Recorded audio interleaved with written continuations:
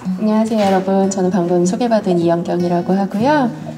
저희 김구미 작가님 다시 한번 소개드리도록 하겠습니다. 여러분 안녕하세요. 김구미라고 합니다. 네, 와주셔서 감사합니다. 저는 여기를 굉장히 사실은 자주 왔던 사람 중에 한 명인데 작가님 더 자주 오셨겠지만 이런 식으로 앉아있는 세팅을 본 건 처음인데 나름 분위기가 괜찮고 여기서 막 공연 같은 거 하면 너무 좋겠다는 생각도 갑자기 드는 것 같습니다. 네. 지금 앉아있는 모습이 너무 아름다우십니다. 네, 여러분은 네, 스스로를 정말. 보지 못하시겠지만 하얀 아치 아래서 정말 식물들처럼 환하게 앉아 계세요. 네. 여기에 있는 그 오브제들이 대부분 식물이잖아요. 보통 평상시에 말없는 식물들인데 이 식물들이 온실 특유의 그 빛 때문에 굉장히 반짝반짝 빛나게 느껴지거든요. 근데 여기 지금 딱 보는데 여기 앉아 계신 분들이 되게 그렇게 느껴졌던 것 같아요. 저는. 네. 네. 그래서 너무 이렇게 좋은 행사를 하게 돼서 기쁘고 작가님 특별히 정말 이 장소에서 하는 거 너무 특별할 것 같은데요. 예, 저는 여기 오는 택시 안에서 그 온실을 열어주셨다고 들어가지고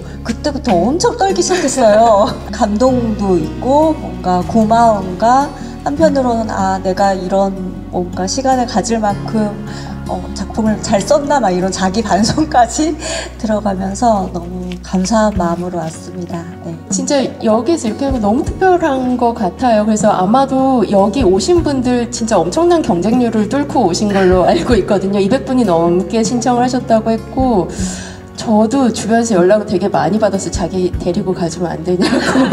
근데 정말 너무 죄송한데 너무 많은 분들이 신청을 한 자리라 도저히 죄송하다라고만 말씀을 드렸었는데 그렇게 이제 오시면서 질문도 남겨주시고 하셔서 제가 미리 받은 질문들은 좀 대신해서 질문을 드리기도 하고 그럴 건데요. 그냥 먼저 가볍게 시작을 하면 정말 많이 오셨을 것 같지만 소설을 준비하시면서 얼마나 자주 청경궁에 또 이 대원실에 오셨는지 궁금한데요. 사실 준비하면서는 저는 3번 정도밖에 오지 않았는데요. 왜냐하면 실제 공간을 보면 상상력이 오히려 제한되는 면이 좀 있어요. 그래서 저뿐만 아니라 영화 시나리오 쓰시는 분들도 사실 그런 작업을 하실 때 물론 가서 필요한 정보 차원에서의 이 조사를 하지만 너무 거기를 또 자주 가면 그 현실의 장벽에 또 묶이는 바가 있거든요. 그래서 3번 정도 왔던 것 같습니다. 네, 근데 쓰다가 막히면 막 달려오고 싶은 충동을 느끼기도 했어요. 근데 그럴 때마다 참았습니다. 네.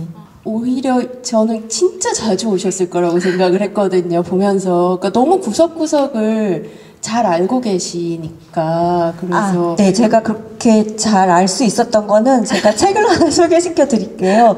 제가 오늘 와서 선물 받았는데 사실 저는 인터넷에서 다운받아서 불법인지는 모르겠지만 어쨌든 제본을 해가지고 갖고 다니면서 정말 교과서처럼 봤던 건데요. 2017년에 청경궁 대원실 보수고사 소리 보고서 이게 인터넷에 사실 떠 있어요. 제가 그걸 받아서 이 공간의 곳곳을 이해하기 위해서 정말 마르고 닳도록 봤는데 컬러로 되어 있는 걸 선물로 주셔가지고 제가 너무 감격스러웠습니다. 끝나고서는 몇 번이나 오셨어요? 책 다 쓰시고 나셔서는 혹시? 다 쓰고 나서는 서너 번 주로 이제 언론사랑 같이 와서 사진 찍고 그렇게 했던 것 같아요. 그러니까 그때 왔을 때는 그러니까 쓰기 전에 자료 조사차 왔을 때는 그런 게 기억에 남아요. 그때 여기 관리하시는 분이 코로나 기간이었는데 여기 앉아서 이렇게 좀 삼엄하게 이렇게 관찰을 하고 계셨고 저는 이 온실에서 온풍기가 어떻게 작동하는지를 알아야 돼서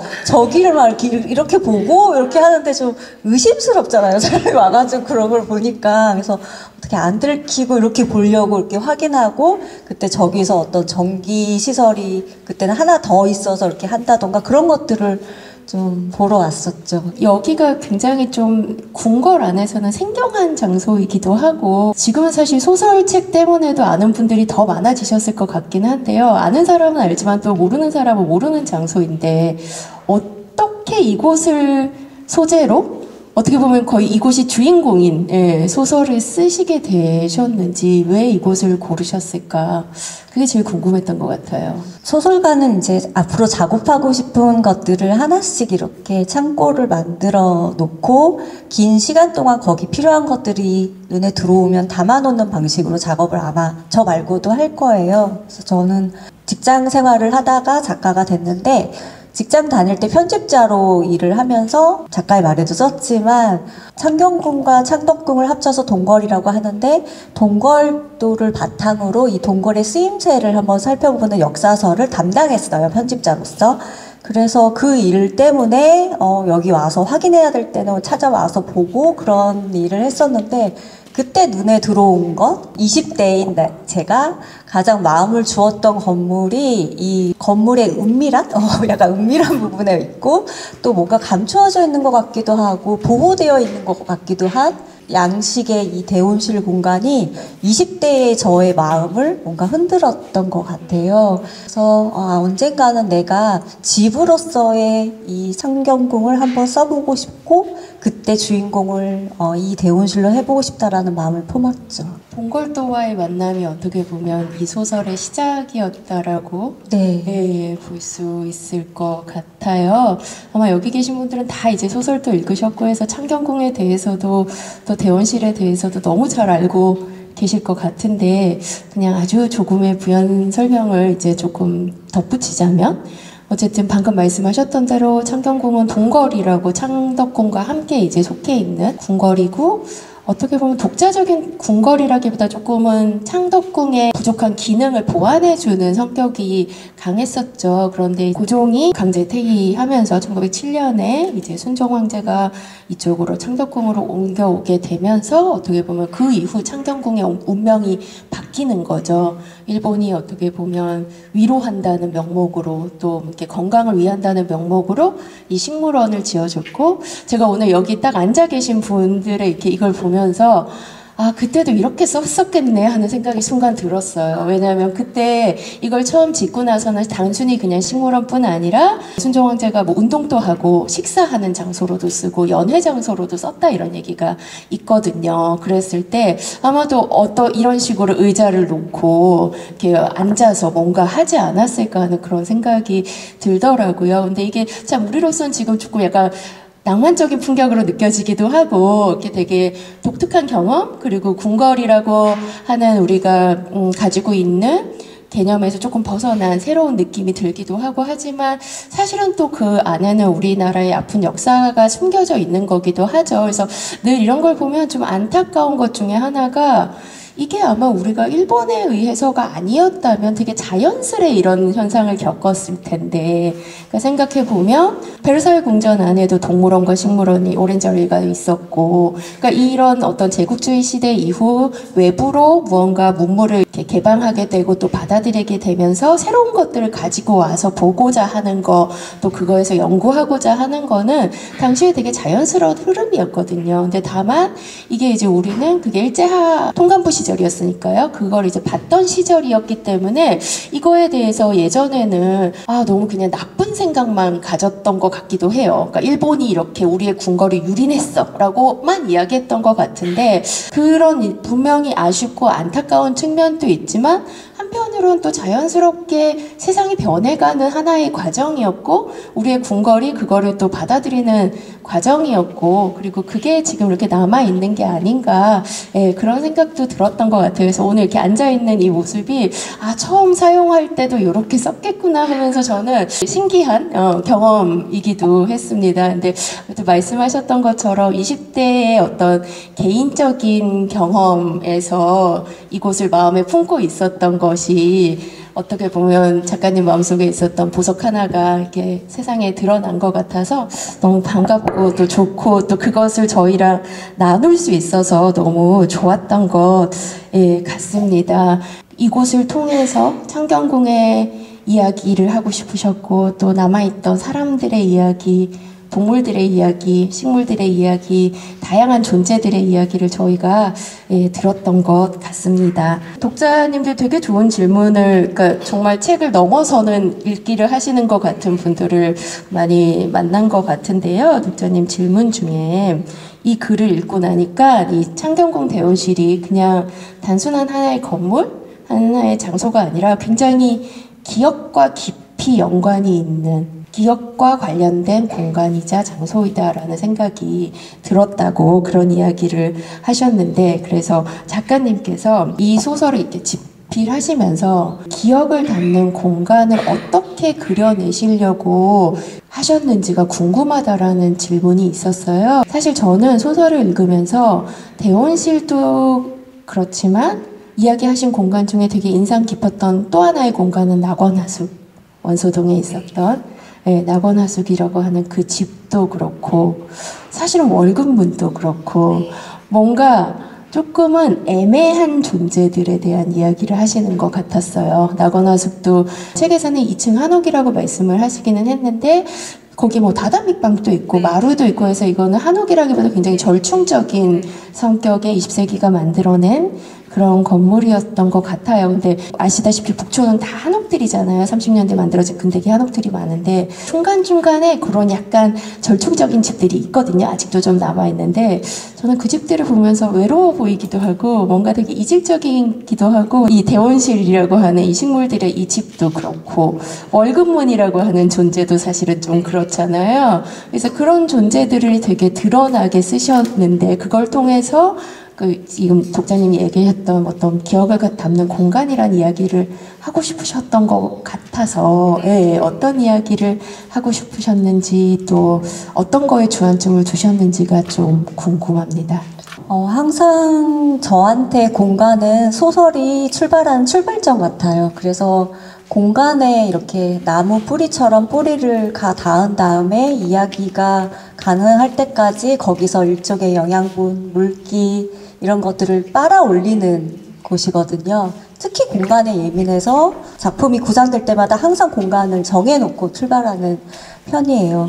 그리고 인물이나 사건을 다룰 때는 소설이 다뤄야 되는 사건과 인물은 조금 더 사람들의 시선에서 좀 비껴나 있는, 조명받지 못한 존재들, 중요하지 못하다고 생각했던 해왔던 존재들을 밝혀내는데 적어도 저는 그게 좀 더 의미가 있다고 생각하는 편이기 때문에 선생님께서 말씀하셨듯이 대원실이라는 이 건물과 원소동이라는 지금은 사실은 없어진 낙원하숙이라는 공간이라던가 지금은 거기에 버스 정류장 같은 게 들어서 있는 곳을 제가 배경지로 생각을 했거든요. 그리고 왕이 되기는 했지만 아버지를 잃은 슬픔을 가진 왕이, 굉장히 큰 슬픔을 가지고 있는 왕인 정조와 연관이 있는 월급문, 이런 것들을 배치를 해서 어떤 개별적인 존재들의 고통들에 대해서 기록하고 소설로서 여러분들한테 좀 전달을 하고 싶다라는 생각했어요. 네. 그러면 혹시 그 낙원화숙 같은 건물을 되게 자세하게 묘사를 하시잖아요. 좀 모델로 삼으셨던, 생각을 하셨던 건물이 혹시 있으신가요? 자료로 삼은 가옥은 몇 개가 있는데 2개를 합쳐서 사실은 이렇게 만들어냈고요. 그 2층으로 된 한옥은 소전리 가옥이 하나의 모델이 됐어요. 그래서 그 안에 사진들을 보면서, 소전리 가옥은 지방에 있는 거고 여기에는 없는 거지만 말씀하셨듯이 한옥 중에서도 뭔가 근대의 일종의 침입이 들어와 있는 건물들을 찾다 보니까 그런 건물들이 실제로 있더라고요. 그래서 소전리 가옥의 어떤 모습을 2층에다 넣고 1층은 좀 더 한옥에 가깝게 이렇게 구상을 했습니다. 구체적인 어떤 묘사가 마치 내 옆에 있는 공간을 보는 것 같은 기분이 드니까 아마도 더 와닿았을 것 같은데요.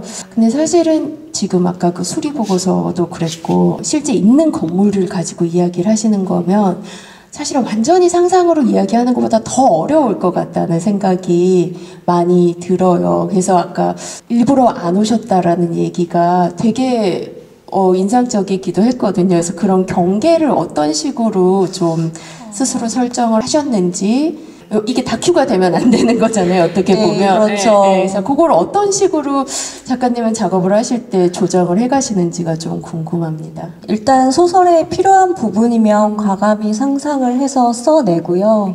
사실 여기 동걸관리청이라고 창경궁 관리사무소를 대신하는 공간을 만든 것도 사실 동걸관리청은 상상이지만 창경궁 관리사무소 사진을 되게 많이 봤어요. 그래서 거기에 뭐 이 앞에 들어가지 마시오라고 있는 그것도 참고를 했고요. 하지만 거기 나오는 인물들 하나하나를 다 상상으로 집어넣어야 되기 때문에 어느 정도는 상상으로 만들어낸 그런 건물이나 그런 관리사무소가 있어야 내가 좀 더 자유롭겠구나. 그러니까 항상 어떤 게 소설을 쓰는 데 있어서 내가 좀 더 자유로운가 그런 생각을 하는 것 같아요. 근데 좀 무서워하실 수도 있지만 제가 또 홈페이지에 들어가서 직원분들 이름을 괜히 하나하나 다 봐보긴 했어요. 특별한 이유가 있었던 건 아니고요. 그러니까 내가 지금 실제로 있는 그런 기능을 하는 사람들을 쓰려고 하는 거야라는 걸 저한테 느끼게 해주고 싶어서 전화번호도 보고 전화를 걸진 않았습니다. 네.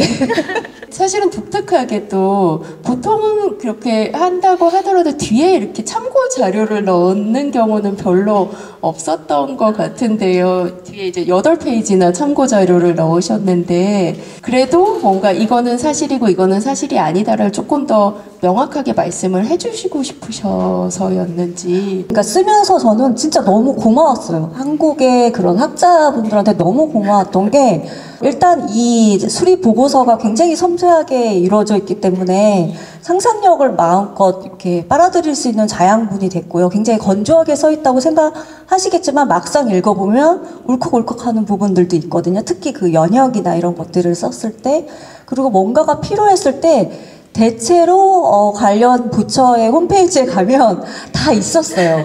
그러니까 제가 만약에 어떤 건물을 문화재로 지정하려고 할 때 그 사람이 원하지 않을 때 어떤 일이 일어날까가 궁금해서 그 서류를 떼서 본 적도 있어요. 그러니까 어떤 과정을 거쳐서 그게 지정이 되고 지정이 안 되고 하는지.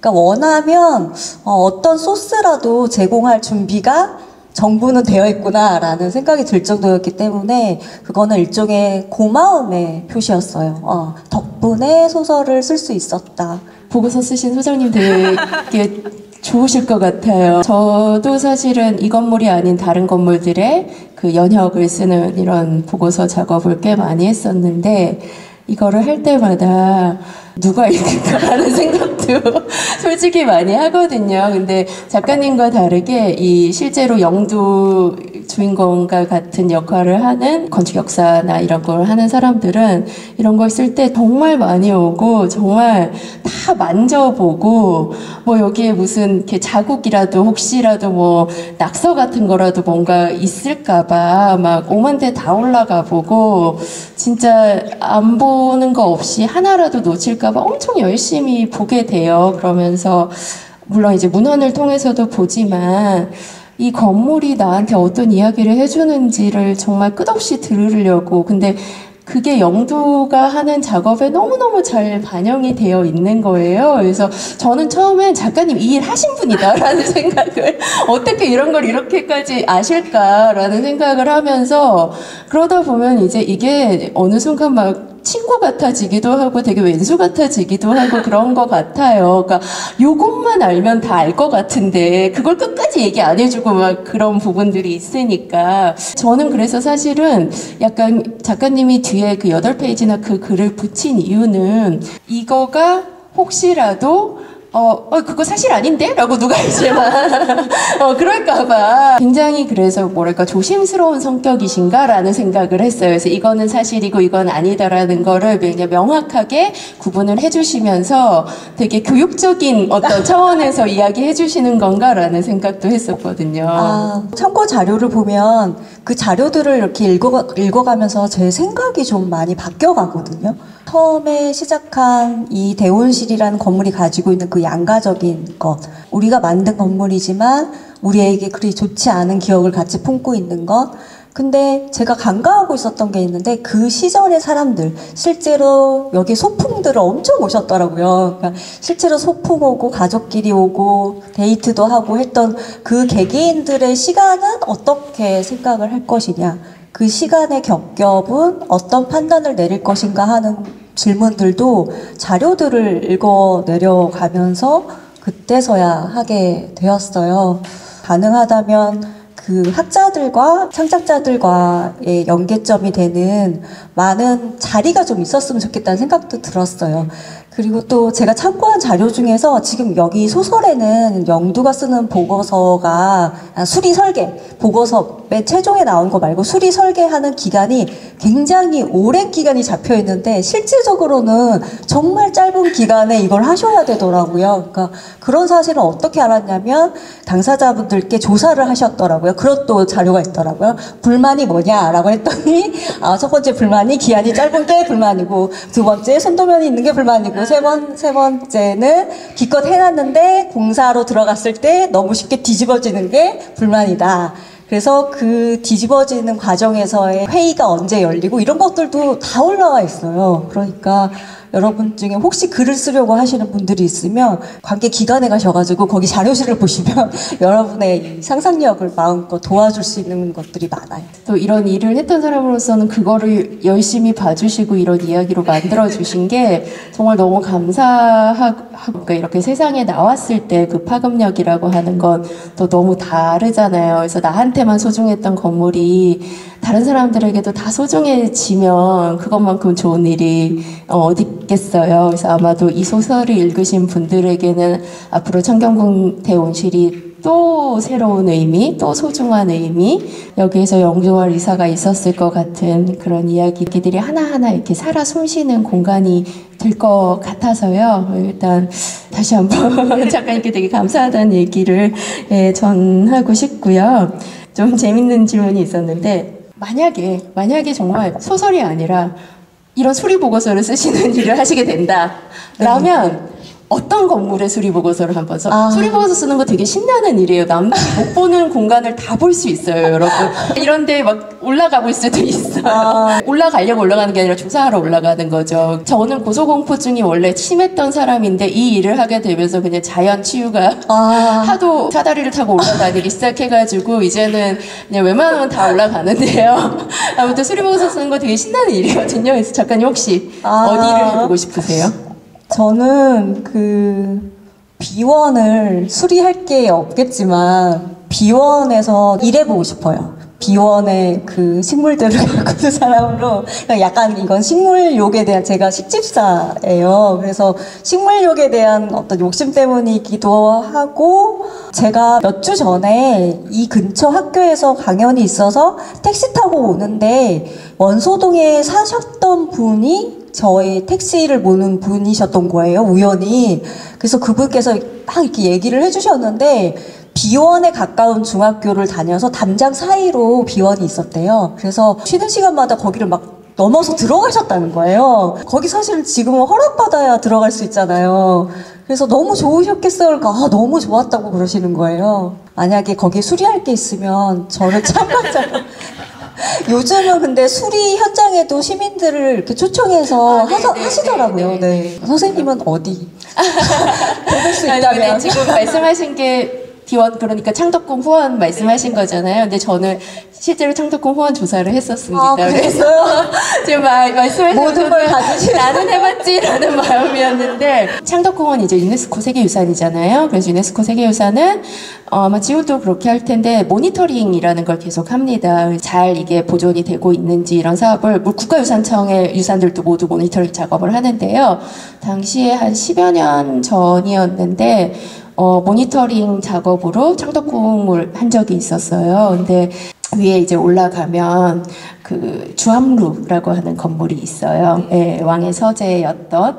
근데 거기는 평상시에는 들어갈 수는 없는 곳이거든요. 근데 이제 저희는 조사를 하러 들어간 거죠. 근데 그날이 가을날이라서 더 그랬겠지만 바람이 이렇게 부는데 너무너무 시원한 바람이 부는 거예요. 너무너무 시원한 바람이 불면서 그 건물 안이 약간 약간 냉장고 같은 느낌이 드는 거예요. 이게 정말 자연적으로 책을 보관하고 하는 그런 거에 딱 맞춰서 설계된 건물이구나. 그러니까 그 건물이 딱 앉은 자리에 바람이 통하는 거며 막 그런 느낌이 들었던 기억이 있어요. 그래서 아직 잊히지 않는 기억이거든요. 그래서 정말 거기에서 그 조사를 하면서 저희는 그냥 그때는 수리보고서는 아니니까 수리보고서는 다 뜯어가면서도 보고 뭐 그러는데 저희는 모니터링이었기 때문에 현상을 보는 거라서 있는 거 체크하고 혹시 뭐 부재가 문제가 생긴 거 없는지 뭐 화재 위험이 없는지 이제 이런 거 체크하는 거라서 아주 간단하게 그 건물을 보고 왔지만 평상시에 들어갈 수 없는 건물에서 느꼈던 그 경험은 네, 그 감각이 아직 안 잊히는 거예요. 선생님 다 가지신 분. 너무 좋으실 거예요. 호원을 조사할 기회가 있으시다면 창덕궁 호원은요 정말 어딜 가도 다 좋습니다. 정말 인생 최고의 행복을 느끼실 수도 있다라는 말씀을 드리고 싶고요. 또 질문이 하나가 있었는데 여기 말고도 종묘를 포함한 5대 궁 중에서 제일 좋아하는 궁궐 혹은 좋아하는 장소가 어디 있는지 궁금해하셨어요. 다음 책을 기대하시면서 질문하셨을 걸 수도 있을 것 같은데요. 네. 글쎄요, 저는 창경궁 바락이라서 창경궁 이외에 다른 궁에 큰 관심이 죄송합니다. 큰 관심이 없지만 선생님께서 추천해 주신다면 서울에 또 어떤 궁이 있을까요? 네. 창경궁에 필적할 만한 어떤 미를 가진. 근데 사실 서울의 궁궐들은 다 너무너무 좋죠. 근데 저는 그냥 이 건물을 좋아하시니까 그거에 이제 추천을 드린다면 운영궁? 운영궁 같은 경우에 5대 궁궐은 아니지만 거기 이제 양관이라고 하는 서양식 건물 이후 왕자가 살았던 도깨비에 나왔던 건물이죠. 그 건물도 있고 또 그거 외에도 그 한옥이 근대기의 변화를 담은 모습들이 운영궁에선 좀 잘 보이는 것 같아서 조그만한 궁궐이지만 거기도 재밌는 이야기가 많아서 좋아하시지 않을까. 네, 알겠습니다. 네. 사실 이 이야기의 주인공인 영두와 그리고 이제 할머니, 문자 할머니 같은 경우에는 이 할머니의 존재가 사실은 대원실 이야기랑은 정말 가장 중요한 이야기잖아요. 근데 이 할머니와 대원실도 사실은 닮아 있는 존재였죠. 잔류 일본인이라고 하는 45년에 9월 이렇게 지나면서 일본인들이 진짜 다 돌아갔는데 개 중에 어떤 사정에 의하여 못 돌아가고 남은 일본인들이 있었죠. 뭐 한국인과 일본인 사이에 태어난 분이시기도 했을 거고 아니면 그렇지 않더라도 어쨌든 돌아갈 수 없었던 사정이 있어서 못 돌아간 분들이 분명히 소수지만 있었을 건데요. 그 할머니의 이야기를 보면서 생각하지 못했던 잔류 일본인들에 대한 생각도 좀 한번 해보게 되었던 것 같아요. 근데 어떻게 작가님은 관심을 가지시게 되었고 또 어떤 이야기를 담고 싶으셨는지. 잔류 일본인들의 존재를 안 건 꽤 오래 전인데 그것과 이것을 합쳐서 생각한 거는 작업을 이제 구체화하면서였던 것 같아요. 저는 영두랑 그 문자 할머니의 삶이 시대적으로 격차가 있지만 동일한 고통이라고 봤어요. 그러니까 자기를 둘러싼 세상에서 주는 원치 않은 이 상처를 어떻게 극복할 것인가라는 개인으로서는 아주 중요한 인생의 중요한 허들을 만났다고 생각을 했거든요. 그래서 문자 할머니는 그 시절을 뛰어넘어서 훌륭한 어른으로 나이가 드셨고 지금 이제 이 영두란 어린 영두는 지금 자기한테 닥친 이 불행 앞에서 당장은 저항하지 못했지만 시간이 흘러서 다시 창경궁 근처의 원서동으로 돌아와 자기 상처를 자기 역사화하는 숙제를 받아들고 그 길을 찾기 위해서 문자 할머니의 삶에 대해서 알게 되는 그런 스토리를 구성을 해서 이 둘이 국적은 다르고 시대가 다르고 당장의 그를 둘러싼 사회적인 배경은 다르지만 동일하게 주어지는 개인의 고통의 극복이라는 숙제를 안고 있는 그런 인물들이라고 생각했습니다. 잔류 일본인이라고 하는 건 어떻게 보면 역사가 만들어낸 존재지만 작가님 말씀을 듣다 보니 그게 한 개인으로서는 우리 그냥 한 사람 한 사람의 아픔을 겪은 사람들의 이야기와 사실은 크게 다르지 않다. 특별한 존재가 아니다라는 이야기를 해주신 것 같아요. 잔류 일본인 이야기를 들으면서 저는 자꾸 이제 건물을 생각을 하는 사람이라 그런지 모르겠지만 소위 우리가 적산가옥이라고 부르면서 참 미워하는 건물들이 있거든요. 적산이라는 말 자체가 적의 재산이란 뜻이잖아요. 당시에 이제 45년에 우리가 해방이 된 이후에 일본인이나 조선 총독부가 가지고 있던 재산들을 전부 다 적산이라고 부르면서 적산 처리를 해야 했어요. 그래서 그걸 뭐 불화도 하고 국가가 이제 접수도 하고 했는데, 근데 그 용어가 아직도 남아있다라는 거죠.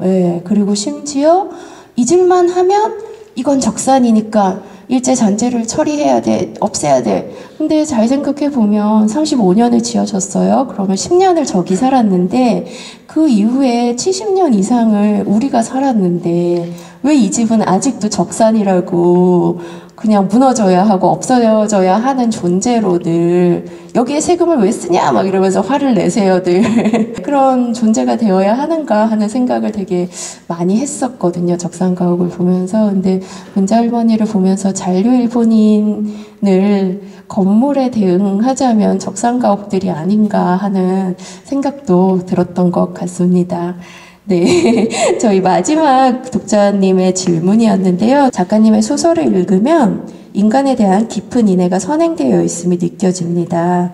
섬세한 심리 묘사가 돋보이고 인물 설정에는 놀랍고도 흥미로운 디테일이 살아 있습니다.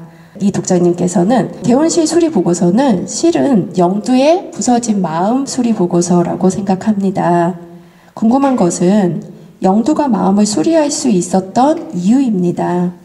영두가 이해하면 미움만은 피할 수 있다라고 한 것으로 봐서 이해할 수 있다면 수리할 수 있을 것입니다.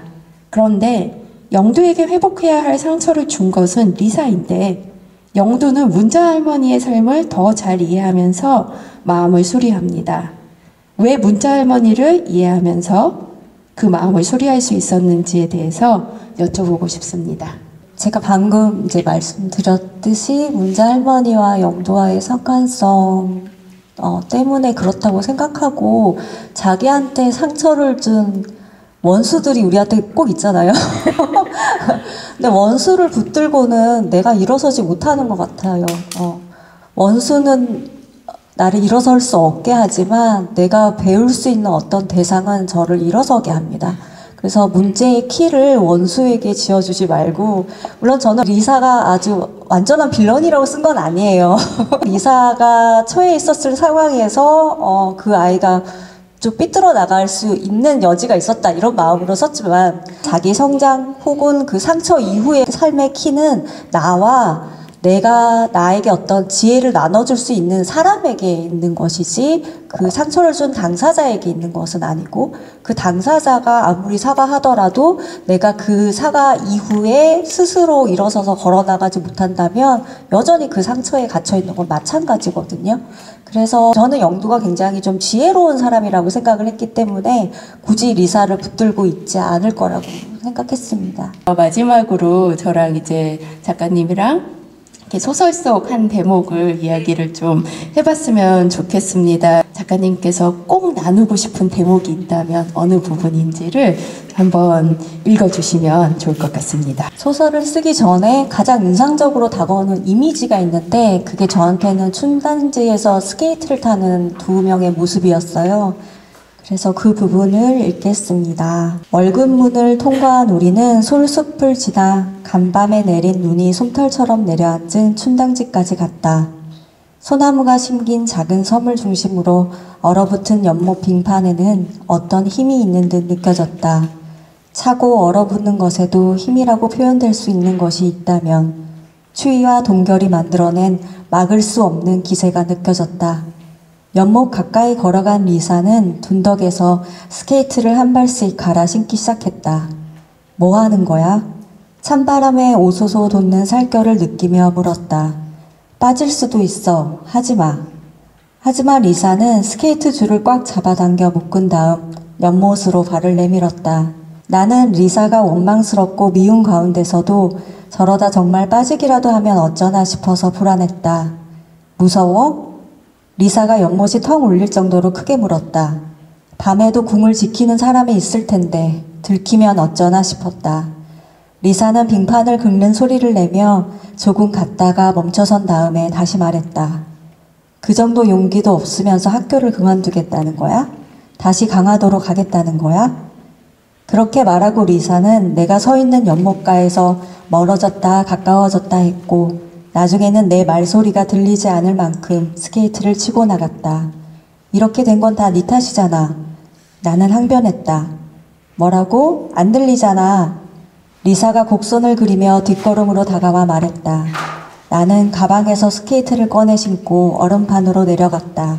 그리고 빙판을 지치고 나갔다. 연못가에 서 있던 리사가 움직이기 시작했고 나는 그 애를 앞질러 나아갔다. 다리에 힘을 주어 양발을 교차해 나아갔다. 사각거리는 불행의 촉각을 느끼며 나아갔다. 여기에 남는 것과 강화로 돌아가는 것, 그 둘 중에 무엇이 더 큰 불행인지를 가늠해보고 싶었다. 이 연못이 한가운데까지 완전히 얼어있는 것과 아직 어딘가는 얼어붙지 않을 수 있다는 것, 그에 대한 긴장과 두려움을 모두 느끼며 질주했다. 구름이 달을 통과하자 달빛이 쏟아졌고 거기서 떼어낸 투명한 빛들이 내가 달리는 방향으로 내려앉기 시작했다. 네, 감사합니다. 작가님의 목소리로 들으니 또 굉장히 다르게 느껴지네요. 사실 저한테도 이걸 어디가 가장 인상적이었냐 물어봤을 때 제가 두 개를 골랐었는데 그 중에 하나가 이 같은 장면이었어요. 스케이트 타는 거였고요. 저는 그거 외에 이제 골랐던 거를 조금 읽어드리려고 하는데요. 사실 아까도 말씀드렸지만 이렇게 건물의 이야기를 항상 들으려고 노력하는 사람으로 살고 있는데 그러다 보면 이 건물이 진짜 때로는 이렇게 되게 의인화되어서 이렇게 친구 같기도 하고 왼수 같기도 하고 애달픈 존재이기도 하고요. 이렇게 별의별 감정이 다 섞이거든요. 근데 이제 이렇게 멋있게 탁 수리돼서 나오고 난 후, 그 후에 대한 이야기가 저는 되게 인상이 깊었습니다. 그래서 395페이지부터 읽어드리려고 합니다. 설계수리서에 없던 그곳은 어떻게 되었을까? 나는 긴장하며 제갈도의를 따랐다. 대원실 창으로 동굴관리청 사람들과 내빈들이 보여서 안 가도 괜찮느냐고 하자 제갈도의는 제가 있는지 없는지 아무도 모를걸요? 하며 웃었다. 은세창 선배도 지금 죽을 마실 거라고. 배양실 자리에는 관람객이 아무도 없었고 어떤 시설도 없었다. 전과 다르다면 국화꽃밭이 조성되었다는 점이었다. 작은 소국들은 마치 얼굴들처럼 우리를 바라보며 바람에 흔들렸다. 이게 최선이었어요. 아시잖아요. 장과장 그분. 나는 이해한다는 듯이 고개를 끄덕였다. 기념도 추모도 없는 이 상태가 가장 진실에 가까워 보였다. 무언가 들어서 있다면 오히려 그 긴 이야기를 지우는 듯 했을 거였다. 저는 이 부분이 되게 자리를 남겨둔, 그냥 무언가를 해석을 강요하지도 않고 액션을 취하지도 않고 그냥 그 자리를 그대로 그 기억에 남겨둔 것 같은 여지가 느껴져서 너무 좋았었던, 감사합니다. 너무너무 좋았었던 장면이었습니다. 네. 소설도 재밌게 읽었고 또 이 장소에서 이 분위기도 너무 즐거웠지만 작가님과의 이야기를 통해서 훨씬 더 깊은 이야기들을 알 수 있었던 것가 가장 행복했던 것 같습니다. 어떤 독자님이요 이런 얘기 남겨주셨어요. 작가님이 동시대에 사시면서 글을 써주시는 게 참 고맙습니다.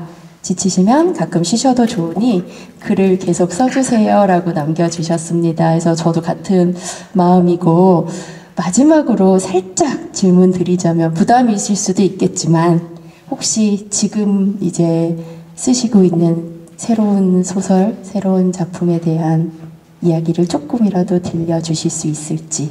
제가 좋아하는 도시들이 있어요. 저는 아시아에 관심이 좀 많은데 아마 대원시를 쓰고 나서 더욱 그렇게 된 것 같아서 중국과 한국 그리고 일본의 한 도시들을 배경으로 해서 한 연작을 지금 구상하고 있고 첫 번째 작품을 칭따오를 배경으로 지금 쓰고 있는 중이에요. 대운실로 사실 이게 좀 많이 팔렸어요, 여러분. 그래서 지금 자꾸 나는 아시안가 이러면서 이제 그걸 찾아가고 있는 것인지 모르겠지만 그 연작 작업을 하는 게 제 계획입니다. 네. 마지막 인사를 드리자면 오늘 여기서 이렇게 강연을 할 수 있을 거라고 여러분들과 함께 있을 거라고는 상상도 못했어요. 이 글을 쓰던 과정에서도 창경궁에 항의받지 않을까 뭐 이런 생각은 했었어도 정말 꿈같은 시간이었고 이 소설을 쓰면서 참 놀라운 우연들이 개인적으로는 많았거든요. 그중 하나가 제가 여기 편집자 시절에 와서 구상하게 되었다고 말씀드렸잖아요.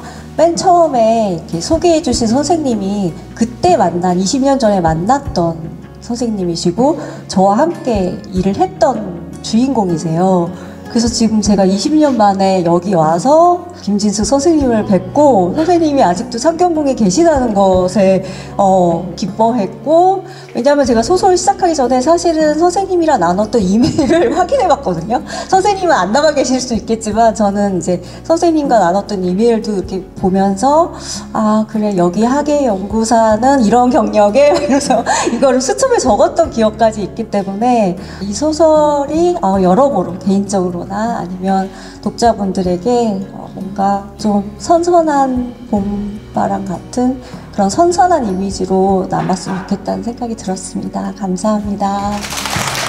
네, 오늘 너무 감사하고요. 저희 아마 다음에는 또 작가님 소설을 보면서 아시아 도시 어느 곳에인가 여행을 가고 싶어지지 않을까 싶습니다. 정말 너무 좋은 자리 만들어주셔서 고맙습니다. 작가님 감사합니다. 감사합니다.